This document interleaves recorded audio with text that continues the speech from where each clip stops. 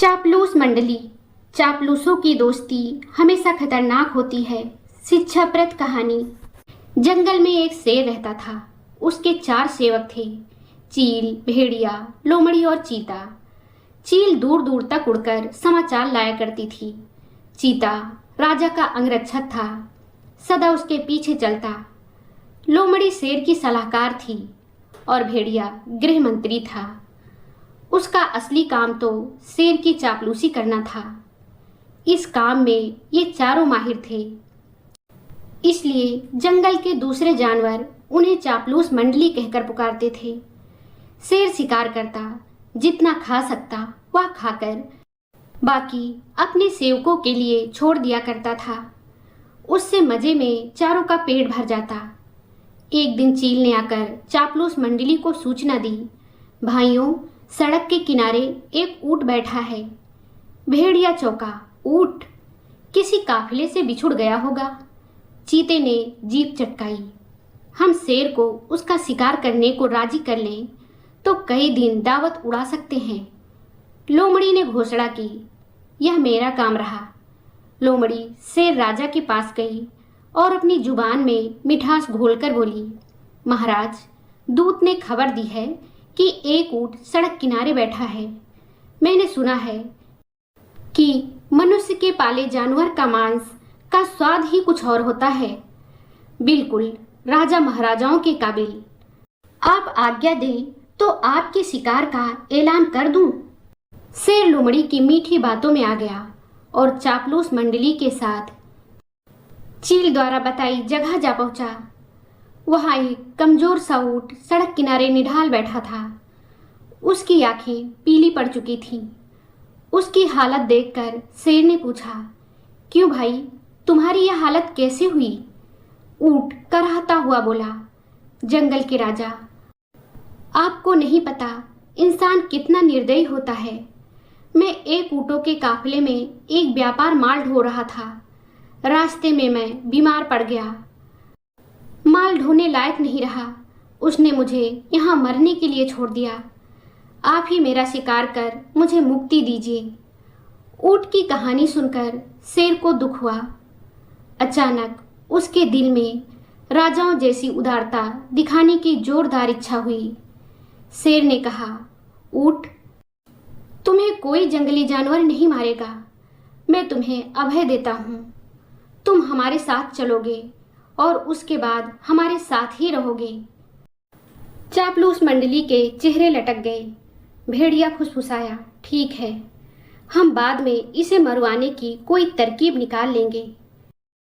फिलहाल शेर का आदेश मानने में ही भलाई है। इस प्रकार ऊंट उनके साथ जंगल में आया। कुछ ही दिनों में हरी घास खाने व आराम करने से वह स्वस्थ हो गया। शेर राजा के प्रति वह ऊंट बहुत कृतज्ञ हुआ। शेर को भी ऊंट का निस्वार्थ प्रेम और भोलापन भाने लगा। ऊंट के तगड़ा होने पर शेर की शाही सवारी ऊंट के ही आग्रह पर उसकी पीठ पर निकलने लगी। वह चारों को पीठ पर बिठाकर चलता।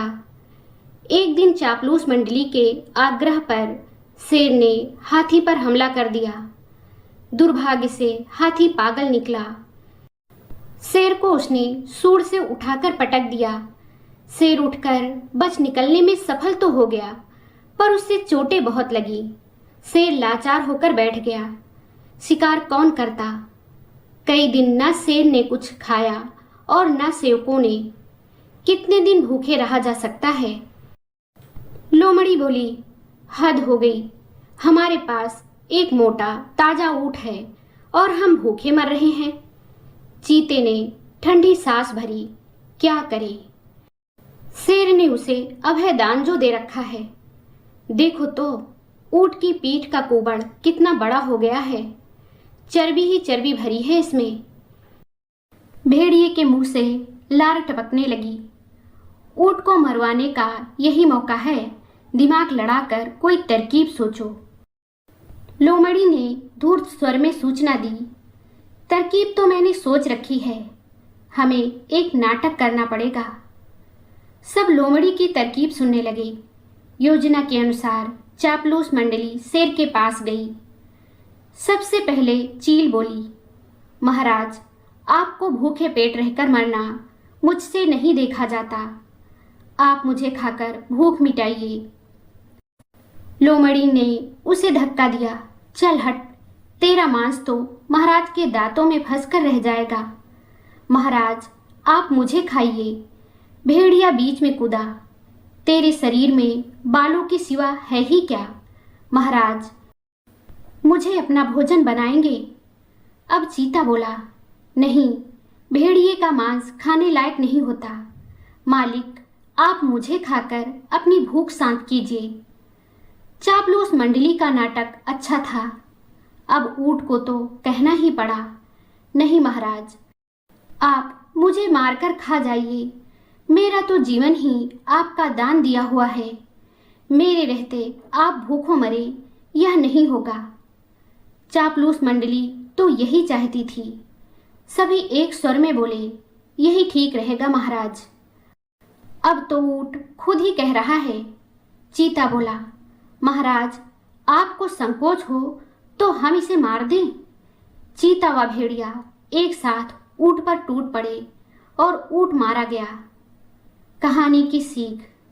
दोस्तों, इस कहानी से हमें यह सीख मिलती है कि चापलूस और स्वार्थी लोगों से हमेशा सावधान रहना चाहिए, क्योंकि वे मीठी बातों से किसी को भी अपने जाल में फंसा सकते हैं और समय आने पर अपने फायदे के लिए उसको धोखा दे देते हैं।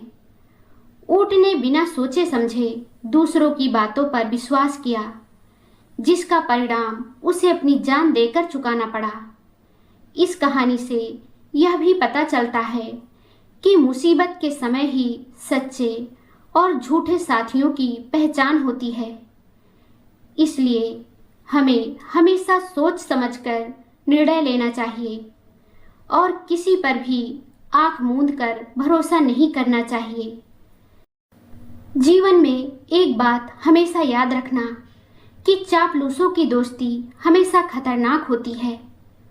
दोस्तों, यह कहानी आपको कैसी लगी हमें कमेंट करके ज़रूर बताएं। अगर आपको ये कहानी पसंद आई हो तो लाइक ज़रूर करें, शेयर करें और चैनल को सब्सक्राइब करना ना भूलें।